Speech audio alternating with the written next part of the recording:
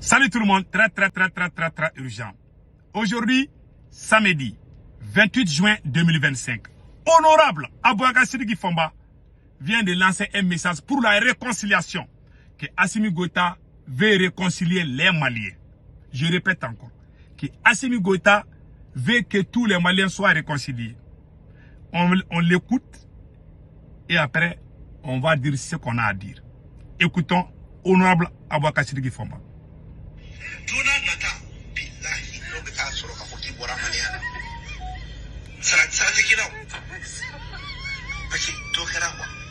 Écoutons.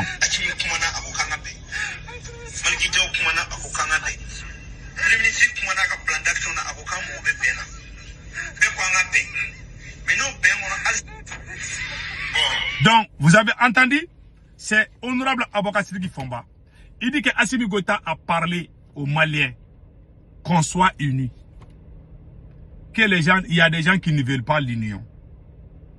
Que Assimi Goïta veut que tous les Maliens soient unis pour qu'on puisse sauver le pays ensemble. Que Maliki Diaw a dit la même chose. Il a cité les noms des 5 colonels, je ne sais pas, les 5 généraux. Ils veulent que les Maliens soient unis. Que si les gens refusent, que ceux qui vont refuser, ils vont leur retirer leur nationalité. Qui seront plus Maliens. C'est ce qu'il a dit. Honorable Aboubacar Sidiki Fomba. Ce que moi je vais dire ici là. J'aime l'union entre les Maliens. En tant que rien ne vaut que la paix. Rien ne vaut que le pardon. Moi, c'est que tout le monde me connaît. Les gens qui m'insultent sur les réseaux sociaux là. Les jours qui vont venir, on va construire le Mali ensemble. C'est ça. Moi, je ne compte pas sur ça. Mais la réalité est que Assimi Goïta n'aime pas la paix entre les Maliens. Un pays qui est en guerre. Qui crée la haine entre les Maliens. Maintenant, le conseil que moi je donne aux forces armées maliennes, les patriotes militaires, tant que le peuple n'est pas uni là, le Mali n'ira nulle part. Pour que le Mali puisse sortir de ses pétrins, voilà la solution finale. Je conseille les officiers supérieurs patriotes de se consulter, de s'unir au moment où Assimi Goïta et son gouvernement sont en train de faire, je ne sais pas, comment on appelle là, les rencontres et les réunions. C'est en ce moment, le conseil des ministres, je vais dire. Pendant le conseil des ministres, tous les ministres sont là, le président même est là, tout le monde est là. C'est en ce moment que vous allez les ramasser tous ensemble, les remettre à côté. Je ne parle pas de faire du mal à Assimi Goïta. Je ne lui souhaite aucun mal. Qu'on l'écarte seulement, que quelqu'un d'autre vienne pour unir le peuple malien et sauver la patrie. Et sauver la patrie. Tant qu'Assimi Goïta est à la tête de ces pays, je vous jure sur les 5 Corans, je jure Allah le Tout-Puissant, le Mali ne bougera jamais. Si le Mali bouge, que vous m'appelez enfant de hors mariage, je vous jure. Un président qui est venu au pouvoir, les plus grands mouvements comme le M5 RP, Assimi Goïta a déclaré la guerre à ceux-là même qui se sont battus pour qu'il soit là. Il a déclaré la guerre à tout le monde. Il n'est plus avec le M5. Toutes les tendances du M5, c'est le plus grand mouvement de toute l'Afrique. Assimi Goïta n'est plus avec le M5. Deuxièmement, il n'est plus avec le mouvement Yerewoulou. Troisièmement, même le président du Haut Conseil islamique, Ousmane Seri Maran Aïdara, a critiqué Assimi Goïta plusieurs fois. Les grands imams ne sont plus avec lui. Les gens qui sont avec lui, les menteurs, les propagandistes. On ne peut pas construire une nation avec des voyous, des médiocres. Faire la promotion des mensonges, de la propagande. Voilà ce qui est en train d'arriver au Mali. Et je vous jure, si cette guerre dure, ça va amener le PTSD, Post-Stress Traumatic Disorder. C'est le PTSD. Ça dit que plus la guerre dure, ça va jouer psychologiquement sur la tête des militaires. Je vous jure, on doit trouver la solution. Si on trouve la solution, je pense que ça peut nous arranger beaucoup. Est-ce que vous avez bien entendu? Donc le conseil que moi je donne à tout le monde, c'est de tout faire pour qu'on soit unis. Il faut aller arrêter le monsieur avant qu'il ne soit trop tard. Il faut l'arrêter avant qu'il ne soit trop tard. Mais ne lui faites pas du mal. Ne tirez pas sur lui.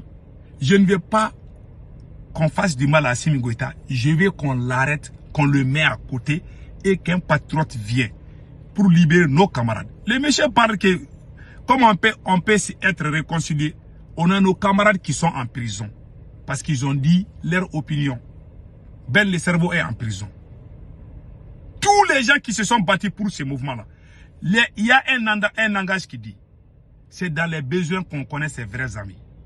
Au moment où il y avait embargo sur le Mali, les gens qui se sont mobilisés, comme les belles de cerveau, comme Dr Choguel Kokala Maïga, et moi, et beaucoup d'autres, nous qui avons fait des grandes marches, des grandes manifestations, du jamais vues dans l'histoire du Mali, c'est nous aujourd'hui qui sommes jetés dans les poubelles.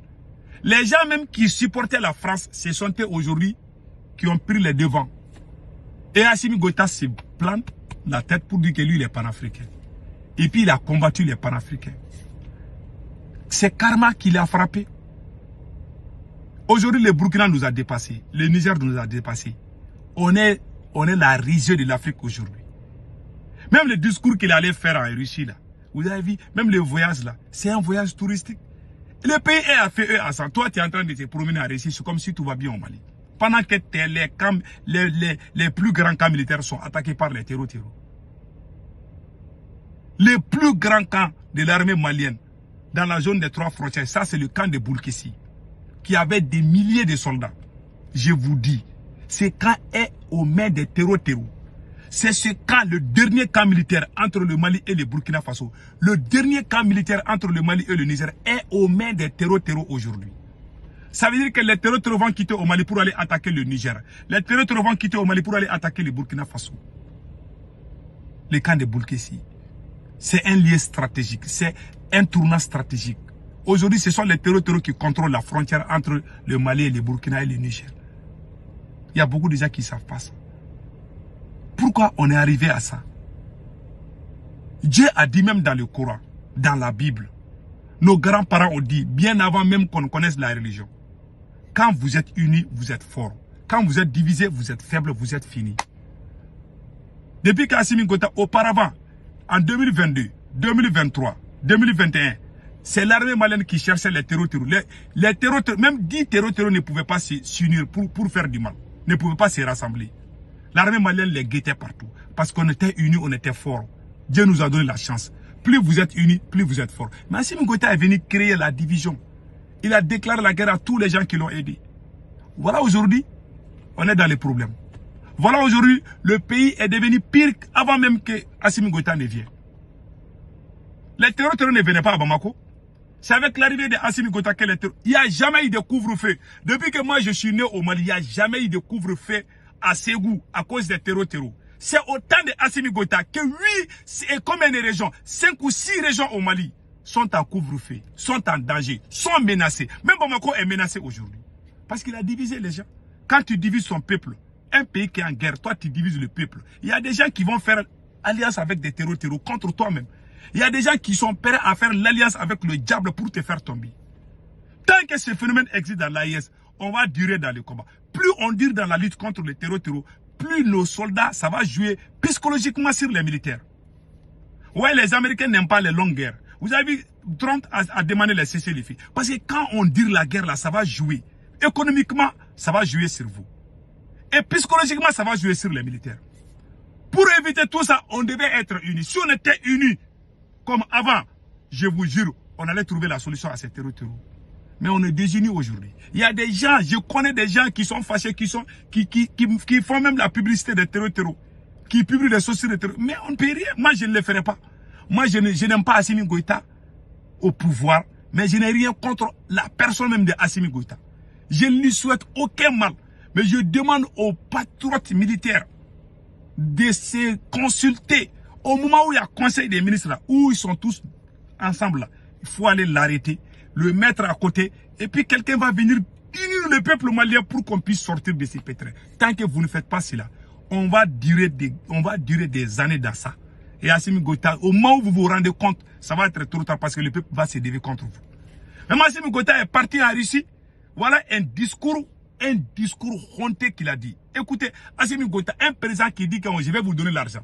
Il dit à la communauté malienne, hein, bon, je vais vous donner quelques sommes d'argent. Hein, il ne faut pas que vous vous plaignez parce qu'il n'y a pas d'argent. Il parle, c'est comme s'il est en train de parler dans un grain. Il parle, c'est comme s'il parle avec ses amis. Un président. Tous les présidents qui viennent à l'extérieur, là, ils donnent l'argent, ils ne disent pas. Mais lui, il dit, il pense que c'est ça qui va faire.